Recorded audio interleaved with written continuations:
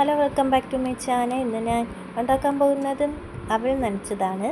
ഇതിലേക്ക് ഞാൻ കുറച്ച് നട്ട്സും കാഷ്യൂ നട്ട്സും പിന്നെ പീനട്ട്സും കൂടെ ഇട്ട് കൊടുക്കുകയാണ്.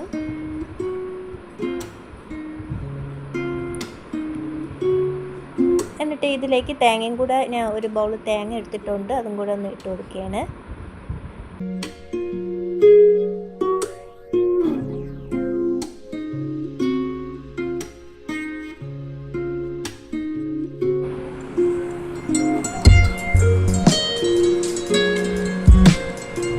പിന്നെ ഇതിലേക്ക് കുറച്ച് മിൽക്ക് മെയ്ഡും കൂടെ ഒഴിക്കുകയാണ്. മധുരത്തിനനുസരിച്ചുള്ള മിൽക്ക് മെയ്ഡ് ഇതിലേക്ക് ചേർക്കാം.